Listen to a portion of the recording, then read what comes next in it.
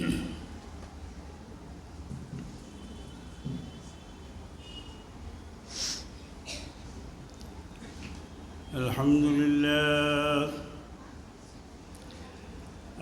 لله نحمده ونستعينه ونستغفره ونؤمن به ونتوكل عليه ونعوذ بالله من شرور أنفسنا ومن سيئات أعمالنا من يهده الله فلا مضل له ومن يضلله فلا هادي له ونشهد أن لا إله إلا الله وحده لا شريك له ونشهد أن سيدنا ومولانا محمدًا عبده ورسوله صلى الله تعالى عليه وعلى آله وصحبه وبارك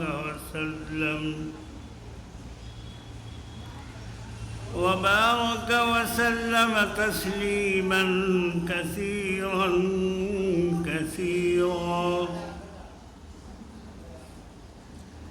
أما بعد فأعوذ بالله من الشيطان الرجيم بسم الله الرحمن الرحيم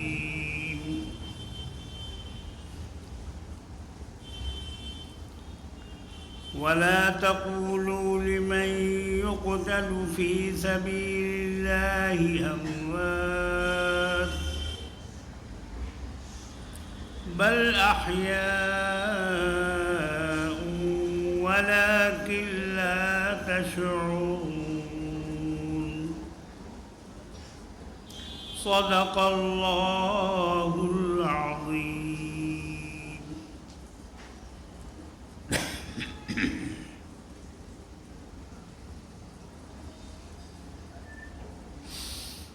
محترم برادران اسلام، میرے تمام سامعین کرام جو سامنے موجود ہیں اور وہ جو اپنے اپنے مقام پر سماعت فرما رہے ہیں، میں آپ تمام حضرات کو اس بات کی مبارکباد پیش کرتا ہوں کہ آپ آج کے اس پرفتن زمانے میں بھی اللہ کے پیارے رسول جناب محمد رسول اللہ صلی اللہ علیہ وسلم اور ان کے پیارے نواسوں، پیارے خلیفوں، پیارے ساتھیوں اور صحابیوں کے واقعات سننے کے لیے یہاں جمع ہوئے. کل کی مجلس میں میں نے آپ کے سامنے سیرت پاک کا کچھ حصہ پیش کیا تھا، جس میں نے یہ عرض کیا تھا کہ سرکار دو عالم صلی اللہ علیہ وسلم کی شادی 25 سال کی عمر میں اماں خدیجہ رضی اللہ تعالی عنہ سے ہوئی. اماں خدیجہ ایک بہت مالدار عورت تھی اور انتہائی سمجھدار. جیسا کہ ان کی سمجھداری کے بارے میں کل آپ نے سنا کہ نبوت ملنے کے بعد جب حضور نبی کریم صلی اللہ علیہ وسلم کو خوف محسوس ہوا، کیونکہ وہ ایک اچانک واقعہ تھا، اچانک معاملہ تھا جو حضور کے ساتھ غار حرا میں پیش آیا تھا۔ تو اس پر اماں خدیجہ نے حضور کو تسلی دی، جتنا وہ جانتی تھی انہوں نے سمجھایا کہ نہیں، آپ کے اوپر کوئی جن آصف یا اس طرح کا کوئی معاملہ نہیں ہو سکتا ہے،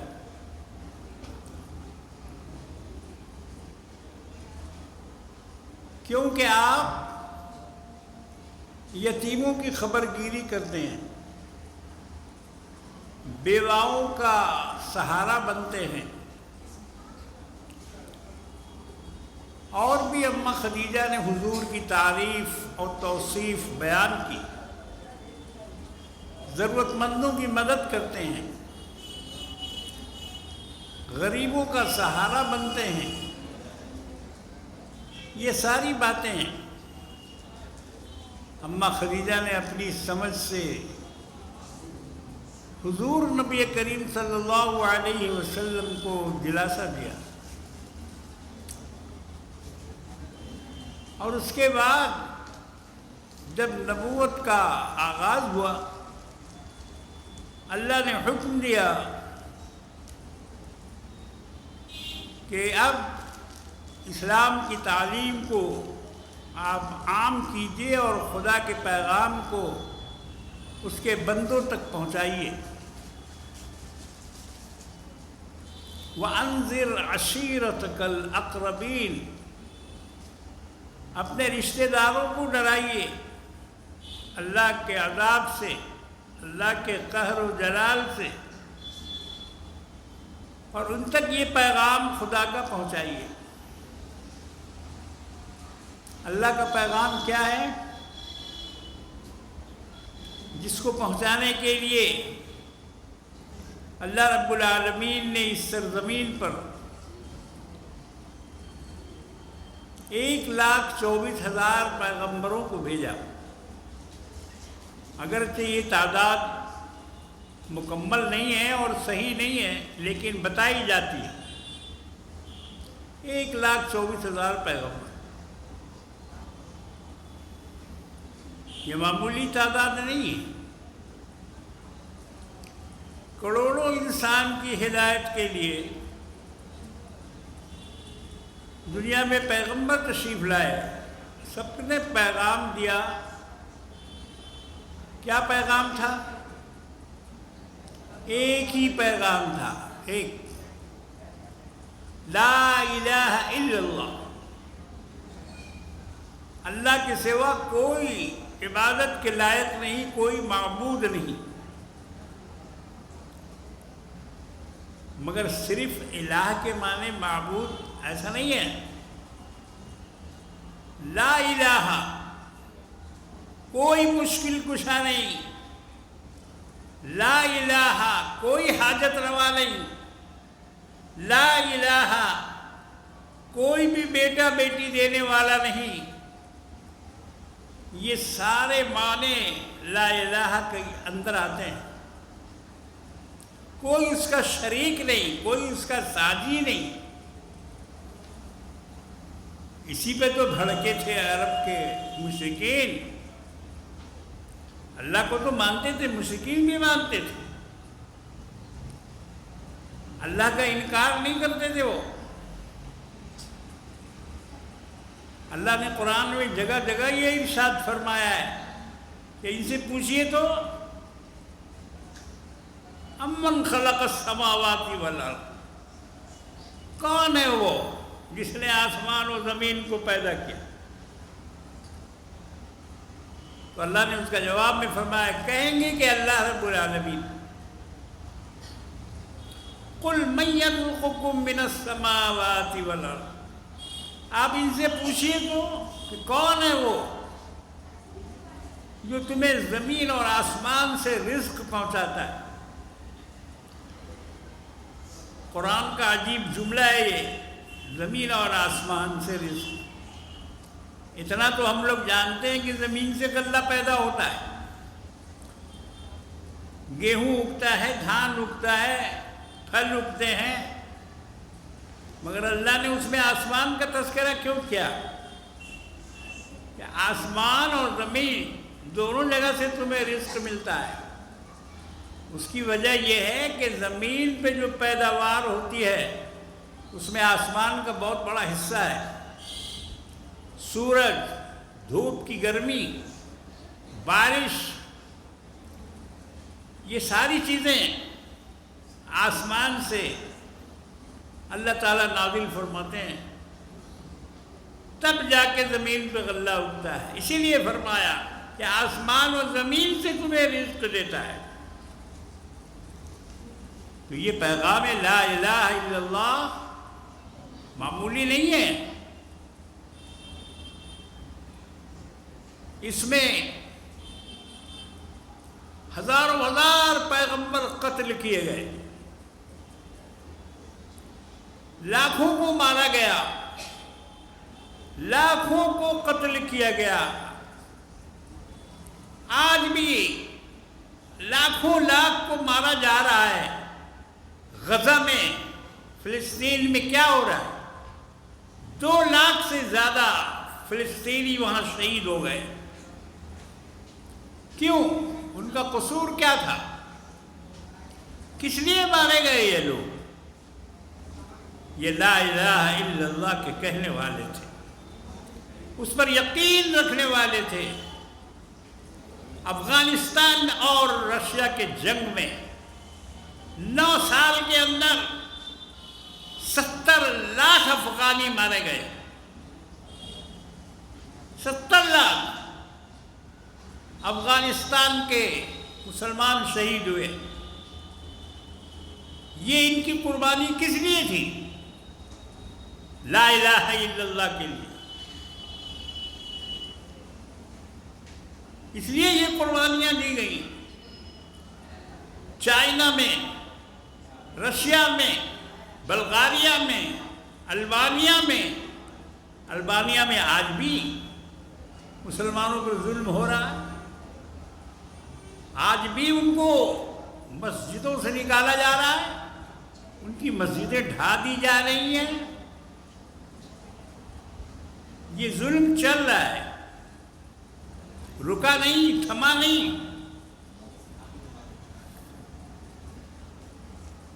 لیکن اللہ کے رسول نے جب اس کا اعلان فرمایا تو اس وقت بھی سارے کے سارے مشرکین کھڑے ہو گئے کہ یہ کیا کہہ رہا ہے؟ لا الہ، اللہ کے سوا کوئی معبود نہیں ہے، کوئی مشکل کشا نہیں ہے، کوئی حاجت روا نہیں ہے، کوئی پیدا کرنے والا نہیں ہے، کوئی بیٹا بیٹی دینے والا نہیں ہے۔ خالی لا الہ بول دینے سے نہیں ہوگا، اس پر یقین کرو، اس کے معنی کو معلوم کرو کہ الہ کا کیا معنی۔ الہ کے معنی کیا ہے؟ لا الہ پڑھتے بھی ہیں اور مزاروں پہ بھی جاتے ہیں۔ اللہ کے سوا کوئی حاجت روا نہیں، کوئی مشکل کشا نہیں، اور اس کے بعد پھر بندوں کے در پر بھی جھکتے ہیں خدا کے علاوہ۔ تو یہ کیا ہے؟ یہ لا الہ کی توحید ہے۔ ہمارے آقا مولا جناب محمد رسول اللہ صلی اللہ علیہ وسلم نے جب تبلیغ فرمائی اسلام کے لیے، اللہ کے حکم پر جب لوگوں سے ملے اور یہ کلمہ سنایا، یہ بات سنائی کہ اے لوگوں اس پر ایمان لاؤ اور میں اللہ کا رسول ہوں، اس پر ایمان لاؤ، تو لوگ دشمن بن گئے، دشمن بن گئے۔ حضرت ابو بکر صدیق رضی اللہ تعالی عنہ جو ہمارے آقا مولا کے دوست تھے، اور سب سے پہلے خلیفہ بنے، حضور کے جانشین بنے، یہ اس دعوت میں ساتھ ساتھ تھے۔ ابو بکر نے اتنی مار کھائی، قریش نے ان کو اتنا پیٹا کہ ہاتھ، چہرہ سب زخمی ہو گیا، 3 دن تک بے ہوش پڑے رہے۔ لوگوں نے ان کے قبیلے والے کو خبر کیا کہ ابو بکر کو اٹھا کے لے جاؤ، زخمی پڑے ہوئے ہیں، بے ہوش ہیں۔ ان کے قبیلے والے ان کو اٹھا کر گھر لے گئے۔ کون؟ سیدنا ابو بکر صدیق رضی اللہ تعالی، 3 دن تک بے ہوش۔ اور جب ہوش میں آئے تو سب سے پہلا سوال جو کیا انہوں نے، پہلی بات کی انہوں نے، کہا کہ رسول اللہ کیسے ہیں، حضور کا کیا حال ہے؟ یہ تھی محبت، اور یہ تھی عقیدت، اور یہ تھی ایمان کی طاقت۔ کل میں نے ہلکا سا اشارہ دیا آپ کو کہ غلاموں کو خرید کر آزاد کرتے تھے جناب صدیق اکبر رضی اللہ تعالی۔ بہت سارے غلاموں کو آزاد کروایا، پیسہ دے دے کر چھڑایا۔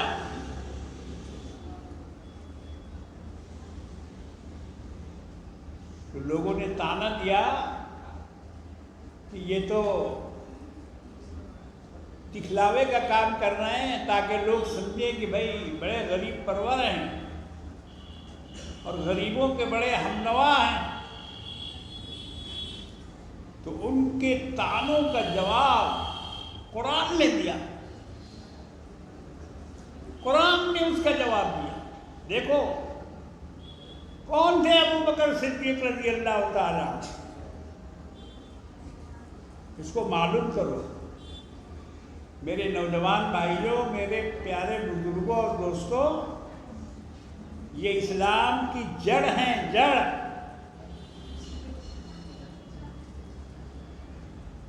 انہوں نے اسلام کو قائم کیا ہے، اسلام کو مضبوطی دی ہے، غلاموں کو آزاد کرایا۔ لوگوں نے طعنہ مارا کہ یہ ابو بکر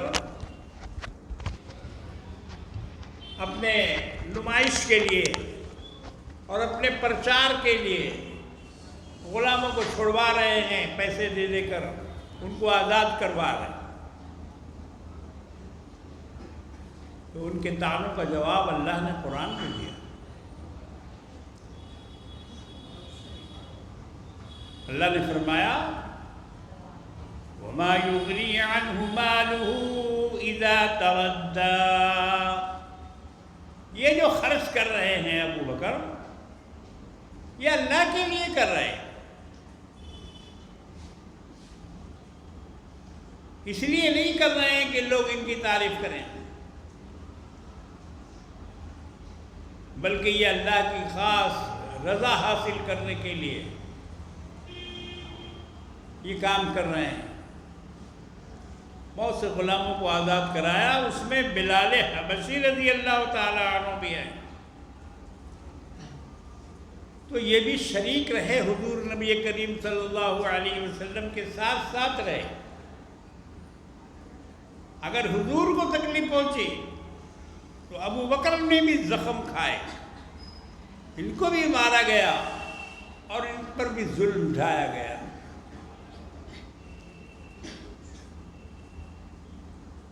بہت سارے صحابہ بھی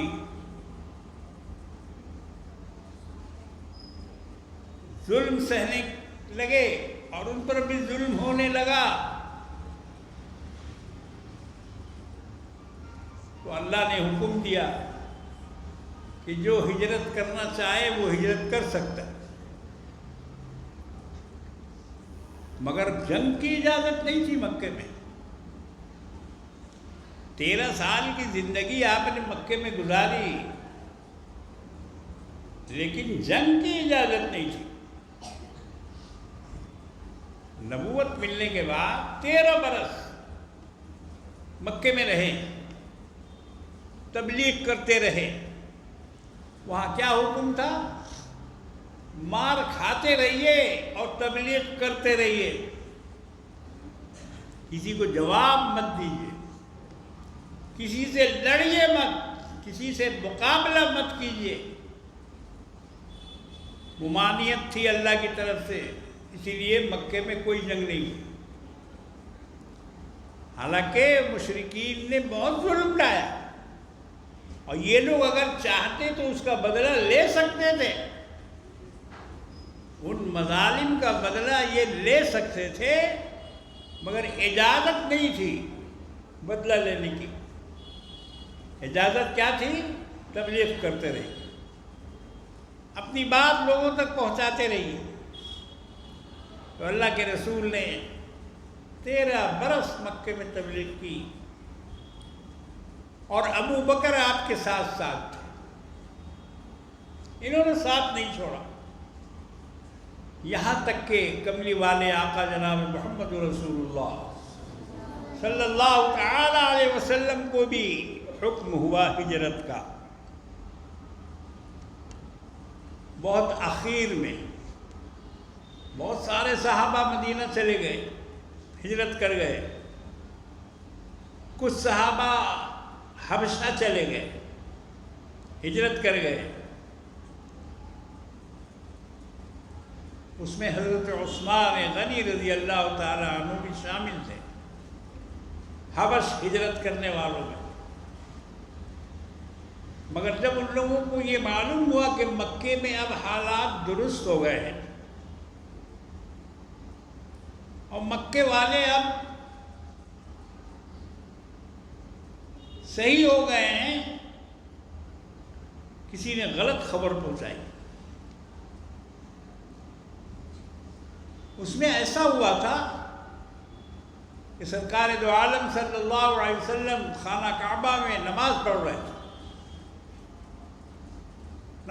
رہے تھے، اور سورہ نجم کی تلاوت کر رہے تھے، جو 27ویں سپارے میں.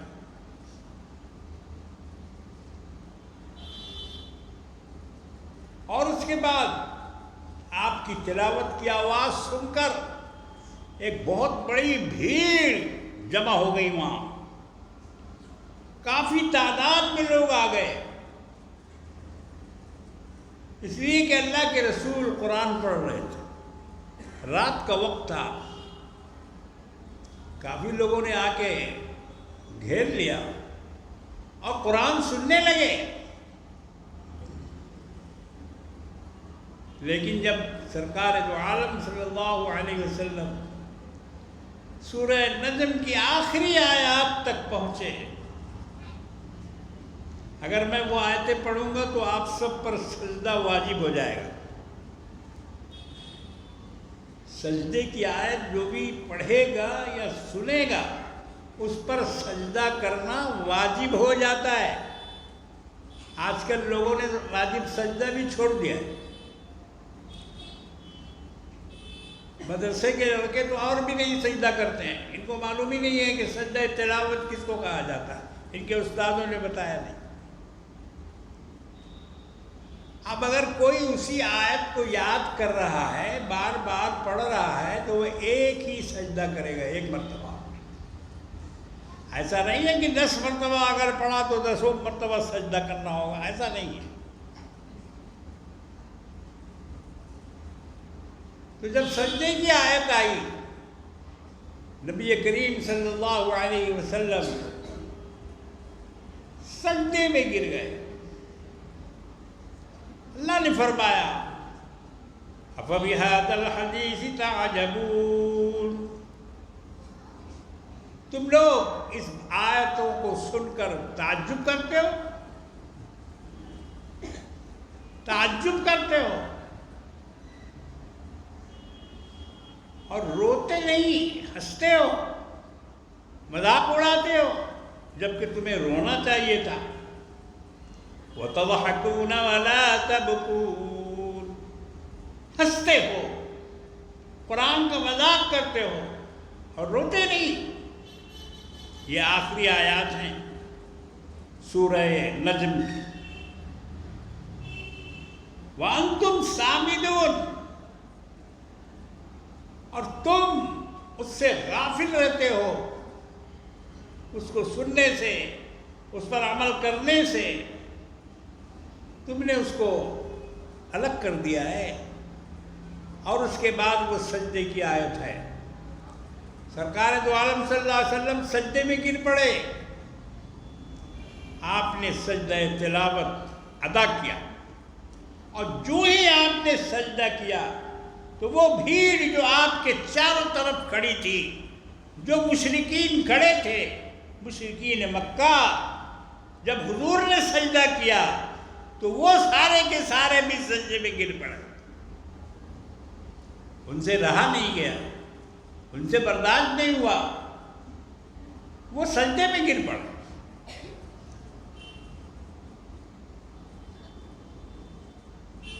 حالانکہ وہ اسلام نہیں لایا تھا. وہ ایک واقعہ ہوا تھا، حضور کے سجدے کو دیکھ کر وہ سب کے سب سجدے میں گر پڑے تو ایک کہانی بن گئی، اور لوگوں نے یہ سمجھا کہ یہ سارے لوگ مسلمان ہو چکے ہیں، اسلام قبول کر چکے ہیں. تو یہ خبر کسی نے حبشہ میں بھی پہنچا دیا کہ اب تو وہاں حضور کے ساتھ لوگ سجدہ کر رہے ہیں. تو جو قافلہ حبشہ گیا تھا وہ واپس آ گیا یہ خبر سن کر، مگر خبر غلط تھی. وہ ایک نادر الوقوع واقعہ تھا کہ حضور کے سجدہ کرنے پر ان لوگوں نے سجدہ کر لیا، مگر مسلمانوں نے یہ سمجھا کہ یہ لوگ اسلام قبول کر چکے. انہوں نے حبش میں خبر پہنچا دی کہ آ جاؤ، اب یہاں اسلام آ چکا ہے، مگر خبر غلط تھی. تو وہ جو قافلہ یہاں سے حبشہ گیا تھا وہ بھی واپس آ گیا، مگر دوبارہ نہیں گیا، دوبارہ نہیں گیا. تو یہ سارے کے سارے ظلم سہتے رہے. اللہ کے رسول نے فرمایا کہ ہجرت کرو، یہاں سے جاؤ مدینہ. اب وہ واقعات بہت لمبے ہیں، بہت زیادہ اس میں وقت لگ جائے گا اگر میں اس کو بیان کروں. مدینے سے لوگ آتے تھے حج کرنے کے لیے، کافر مشرک بھی حج کرتے تھے میاں، وہ بھی قربانی کرتے تھے، قربانی کا جانور لاتے تھے اپنے ساتھ. لیکن ان کا حج ان کے اپنے جاہلیت کے طریقے پر ہوتا تھا. تالی بجانا، سیٹیاں بجانا. حج کے دوران بعض لوگ بالکل ننگ دھڑنگ ہو کر طواف کرتے تھے، بدن میں ایک کپڑا بھی نہیں، ننگے ہو کے طواف کرتے تھے. اور وہ دلیل دیتے تھے کہ ہم لوگ تو ننگے پیدا ہوئے ہیں، اس لیے جب ہم طواف کریں گے تو اپنے کپڑے میں طواف نہیں کریں گے، کیونکہ کپڑے پر ہم بہت سارا غلط کام بھی کرتے ہیں انہی کپڑوں کو پہن کر. تو پھر انہی کپڑوں سے ہم طواف کیسے کر سکتے ہیں؟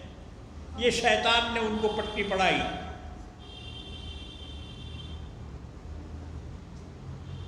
آج بھی آپ کو ناگا سادھو مل جائیں گے. کمبھ کے میلے میں ننگ دھڑنگ سادھو، باقاعدہ چڈی بھی نہیں پہنتے، لگوٹ بھی نہیں باندھتے، جسم پر کوئی کپڑا بھی نہیں لٹکاتے. وہ ناگا سادھو ہیں، ان کو ناگا سادھو کہا جاتا ہے. یہ سناتن دھرم میں ہے ننگے رہنا. اور انہی لوگوں سے ہمارے کچھ فرقے کے لوگوں نے بھی اس کو اخذ کیا. اس میں بھی ایسے مجذوب لوگ پائے جاتے ہیں کہ جو ننگے رہتے ہیں اور لوگ ان کو سمجھتے ہیں کہ یہ اللہ کے ولی ہیں. دیکھو جہالت کا عالم کیا ہے. بالکل ننگا پھر رہا ہے, آگے پیچھے کچھ نہیں, چائے دکان میں بیٹھا ہوا ہے. ہم نے دیکھا ہے, ہم نے ایسے ننگے بزرگ کو دیکھا ہے. لوگ ان کو بزرگ سمجھتے ہیں, اللہ والا سمجھتے ہیں,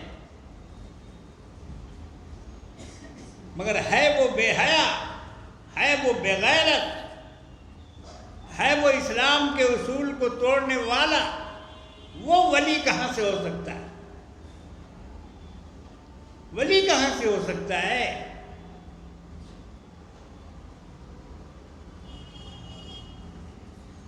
کہ یہ مکہ والوں کی رسم ہے کہ وہ طواف بھی کرتے تھے ننگے ہو کر. ان کے لیے کھانا پانی سب کا انتظام مکے والے کرتے تھے حاجیوں کے لیے.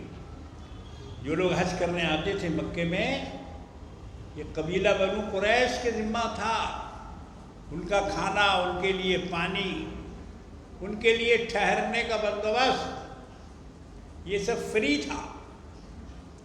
ترکوں کے زمانے تک 1920 تک یا 22 تک مکہ میں حاجیوں کے ٹھہرنے کا کوئی کرایہ نہیں لیا جاتا تھا. فری ٹھہرتے, فری آف کاسٹ. مکہ والے اپنا گھر خالی کر دیتے تھے حاجیوں کے لیے, اور حجاج جا کے وہاں رہتے تھے. میں بھی رہا ہوں. 2 روپے روز. مسافر خانے میں, اس کا نام تھا ٹونک رباط. ٹونک کے نواب نے اس کو بنوایا تھا. مکہ معظمہ میں پہاڑی پر تھا وہ. اور ہم لوگ جب پہلی دفعہ حج کرنے گئے تھے تو ان رباط میں ٹھہرے تھے. پانی کا بھی انتظام تھا, بجلی کا بھی انتظام تھا, مگر اے سی اس زمانے میں نہیں پہنچا تھا. وہاں پنکھا تھا, پنکھا تھا. تو یہ سب فری ملتا تھا حاجیوں کو, اور اس کا کرایہ 2 روپیہ تھا. یہ سعودی جب سے آئے ہیں, ترکوں کو ہٹا کر جب سے ان کی حکومت آئی ہے, یہ لوگ پروفیشنل ہو گئے. یہ نزدیک, یہ نجد کے رہنے والے, یہ انہوں نے ترکوں کو مار بھگایا. وہ سب کے سب سنی تھے, ان کو مار بھگایا اور حجاز پر قبضہ کر لیا انہوں نے, مکے پر, مدینے پر. آج انہی کی بادشاہت ہے, اور ان کی بادشاہت میں کیا کیا ہو رہا ہے وہ آپ پڑھیے اخباروں میں تو سمجھ میں آئے گا. انہوں نے شراب خانے کھول دیے وہاں, ناچ گھر کا اڈا بنا دیا وہاں, اور پورے حاجیوں کو بزنس کا مال بنا دیا. اتنی رقم بڑھا دی, حج کا خرچ اتنا زیادہ کر دیا, ہوٹل کا کرایہ اتنا زیادہ کر دیا کہ اب دگی تگی آدمی کا کام نہیں ہے حج کرنا. پہلے کے لوگ پیسہ جوڑ کر جمع کر کے جا کے حج کر لیتے تھے. ہم لوگوں نے خود کیا ہے, مگر آج کوئی نہیں کر سکتا ہے. کیوں؟ کہ آج کا حج 5-6 لاکھ سے کم میں نہیں ہوتا. 5-6 لاکھ لگ جاتا ہے, اور اگر پرائیویٹ سے جائیں گے تو 10-12 لاکھ روپیہ خرچ کرو گے تب حج کر سکو گے. اور وہ بھی حج میں انتظام اتنا ناقص اس مرتبہ دیکھنے کو ملا. حاجیوں کو اتنی تکلیف پہنچائی ان لوگوں نے. پانی کے بغیر 1300 سے زیادہ حجاج انتقال کر گئے, شہید ہو گئے. مینا جاتے ہوئے، جمرات کے لیے جاتے ہوئے کوئی کہیں بیٹھنے نہیں دیتا۔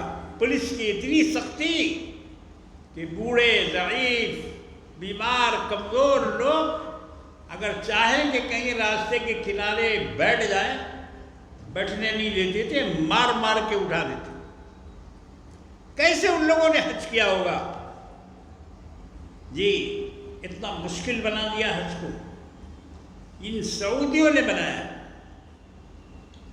یہ نجدی انہوں نے آ کے قبضہ کیا اور انہوں نے اس کو پروفیشنل بنایا حج کو، ورنہ حاجیوں کے لیے مکے میں کوئی کرایہ نہیں تھا، فری رہتے تھے۔ بارقائب مجھے یہ بتانا تھا کہ مکہ والے حج بھی کرتے تھے اور ان کا حج یہ ہوتا تھا، اسی طرح سے حج کرتے تھے وہ، اور اس کے بعد لبیک جو پڑھتے تھے تو اس لبیک میں بھی شرک کا جملہ ملا دیا تھا۔ تلبیہ جو پڑھتے تھے، لا شریک لک الا لک شریک، لا شریک میں ایک ملا بھی دیتے تھے کہ کوئی شریک نہیں ہے لیکن وہ جس کو آپ شریک کرتے۔ تو میرے بھائیوں، بزرگوں اور دوستوں، ہجرت کی اجازت ملی، آقا نامدار جناب محمد رسول اللہ صلی اللہ تعالی علیہ وسلم نے بھی ہجرت کا ارادہ فرمایا کہ اب یہاں سے رخصت ہونا ہوگا، بہت ہو چکا، بہت ظلم ڈھا چکے، کوڑا پھینکا، چہرے پہ تھوکا، بدن کو لہو لہان کیا، زخمی کیا، کوئی کسر نہیں چھوڑی آپ کو تکلیف دینے میں، اور اس تکلیف دینے میں مکہ کے لوگ رشتہ دار شامل تھے۔ ابو لہب اپنا چچا تھا، عبداللہ کا ماجایا بھائی تھا جس کا نام تھا ابو لہب، وہ ہاتھ میں ایک جھولی میں پتھر لیے رہتا تھا، اور جہاں جہاں حضور نبی کریم صلی اللہ علیہ وسلم تبلیغ کے لیے جاتے تھے یہ پیچھے سے پتھر مارتا تھا اور لوگوں سے کہتا تھا کہ لوگوں اس کی بات مت سنو، یہ دیوانہ ہے، بھتیجا ہے تو کیا ہوا، یہ پاگل ہو گیا ہے، یہ اول فول بکتا ہے، یہ کہتا ہے کہ سوائے اللہ کے اور کسی کی عبادت کرنا جائز نہیں۔ اس طرح لوگوں کو بہکاتا بھی تھا، ڈھیلا پتھر بھی مارتا تھا، حضور کو لہو لہان کر دیتا تھا۔ یہ تھا وہ چچا۔ اللہ نے اس کی مذمت میں سورہ اتاری، تبت یدا ابی لہب۔ ہم لوگ برابر اس کو پڑھتے ہیں، بلکہ برابر کیا بہت زیادہ پڑھتے ہیں۔ 2 رکعت پڑھنا ہے، سنت ہے، ملا دیا تبت یدا ابی لہب، اس کے بعد قل هو اللہ۔ تو یہ تبت یدا قل هو اللہ بہت پڑھا جاتا ہے، مگر تبت یدا میں کیا کہا اللہ نے معلوم ہے؟ معلوم کرو اس کو، قیامت تک اس پر لعنت پڑتی رہے گی، تمام مسلمانوں کی اس پر لعنت پڑتی رہے گی۔ تبت لکا تبت یدا ابی لہب، ٹوٹ جائیں ابو لہب کے دونوں ہاتھ ٹوٹ جائیں، بد دعا ہے یہ، اللہ رب العالمین کی طرف سے یہ سورہ نازل کی گئی۔ بہرحال دوست بھی دشمن بن گئے، اپنے بھی دشمن بن گئے۔ اب مکے میں حضور کا کوئی سہارا نہیں رہا۔ عمر فاروق اسلام لائے، کفر سے نکل کر اسلام کے دامن